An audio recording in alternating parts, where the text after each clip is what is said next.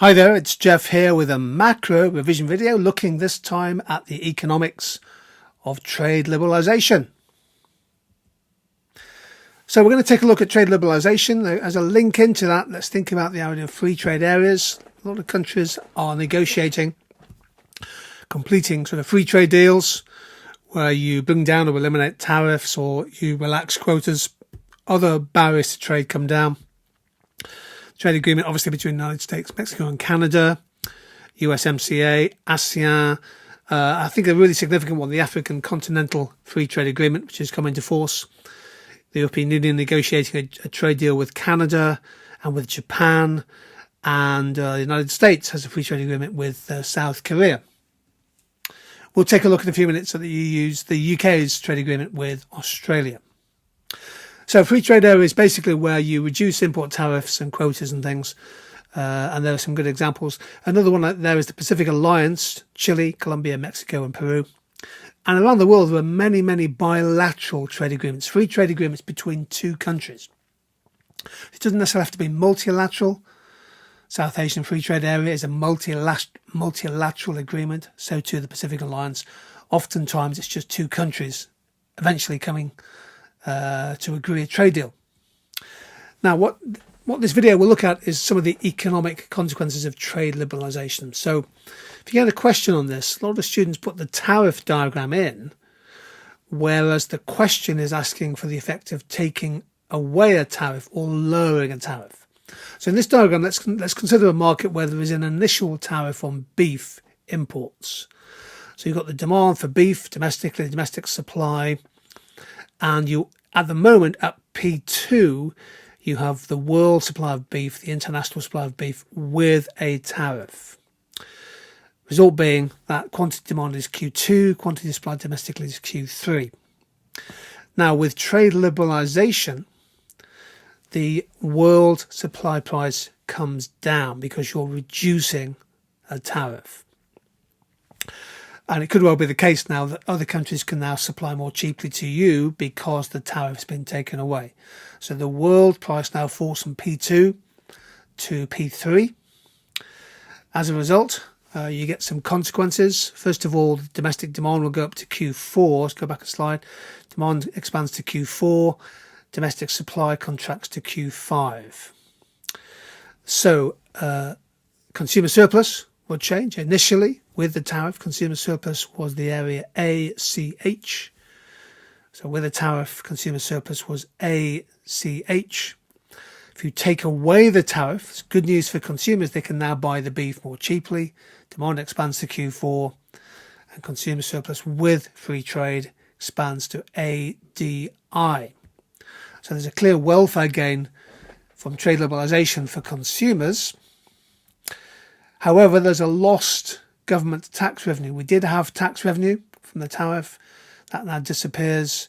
JCLK. So one of the consequences of trade liberalisation might be that the government gets less indirect tax revenue from the tariff.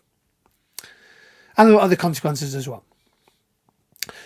Here's a moment where you might want to press the pause button. Give me 3 reasons why trade liberalisation in an economy, country agreeing a free trade deal, might lead to an improvement in economic efficiency. Take a moment, maybe press the pause button, and then I'll walk through some answers with you. Well, here are 3 possibilities. And again, the key here is to link trade to economic efficiency. And you should know the different types: allocative, productive, and dynamic. One argument could be that trade liberalisation is essentially a way of bringing down barriers to entry and increasing competition within a country. So trade essentially makes markets more contestable. Cheaper imports, for example, might come in. That increases competition, and it might well drive prices down, for example, as in our diagram, closer to marginal cost. So there's a gain in allocative efficiency. Trade could also encourage producers to benefit from economies of scale, because if you're now competing not just domestically but globally or internationally, you are encouraged to achieve economies of scale through specialisation, through investment in human and physical capital. So if trade agreements generate increased economies of scale, there could be some productive efficiency gains. And cutting trade barriers, bringing down tariff and non-barriers to trade, might also be a way of making increasing the potential benefits from research and development and innovation, because in more competitive markets, better products, better design, better provenance, more functionality is a way of making you more competitive in a non-price sense. The UK signed a trade deal with Australia in 2021. The reason why this is significant, it was essentially the first major trade deal post-Brexit, post the UK leaving the European Union single market. Now, before the deal, tariffs on Australian wine coming into the UK were 5%, and tariffs on UK cars entering Australia were 10%. The UK exported just under £10 billion worth of goods to Australia, only less than 2% of exports, imported $5 billion, so we had quite a significant trade surplus with Australia. But the UK Farmers Union, NFU, expressed concern about the impact of trade liberalisation, in particular the threat of increased imports of Australian meat and semi-processed food. Before the trade deal, by the way, nearly 90% of UK imports from Australia came into the UK tariff-free. Here's the data on UK goods exports to Australia in 2021. 13% of exports, medicinal and pharmaceutical products. We have a comparative advantage in pharmaceuticals, 11% of road vehicles, all the way down to £128 million worth of power generating machinery.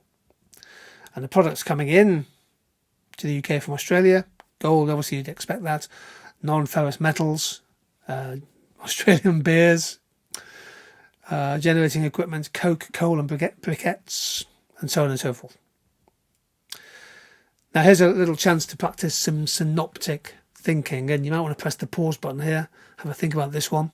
Can you give me 3 possible micro effects in the UK of a free trade deal between the UK and Australia? Well, when we say micro, think consumers, think firms, businesses, think industries. Okay?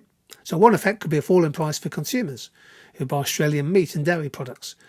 That benefit from trade creation, those products, in theory, Australian meat and dairy products might become cheaper into the UK. Of course, there's transport costs to consider as well.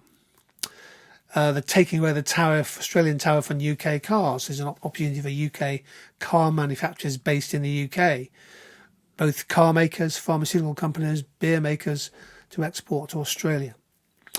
And Farmers Union, of course, worried that cheaper imports from Australia might affect demand, profits, jobs and investment in the farm sector because of increased competition, stripping away some of their profitability.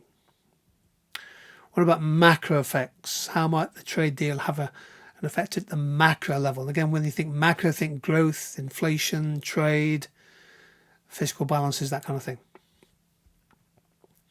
Well, in theory, one macro effect could be an increase in trade. You hope that the trade deal will grow trade between the two countries. The UK already runs a trade surplus with Australia, so rising exports could increase aggregate demand. The trade deal might also be linked to opportunities for investment between the two countries. But on the other hand, the UK government won't get the tariff revenues if they take away the tariff on Australian goods coming in. So there's a fall in import tariff revenue, which could lead to a bigger budget deficit. Give me 2 reasons why the Australia trade deal is unlikely to have a big effect on the UK economy. Well, first of all, we know, using the data as application, that trade with Australia is only 1.6% of our total exports. That's relatively small, compared with 45% trade with the European Union. And 90% of Australian goods were already coming into the UK tariff-free. So while some tariffs will have disappeared, the scale of the tariff elimination is low, and many consumers will see little or no price reductions, so they won't have much of an effect on their real incomes or their consumer surplus. So Australia is a relatively small percentage of our trade.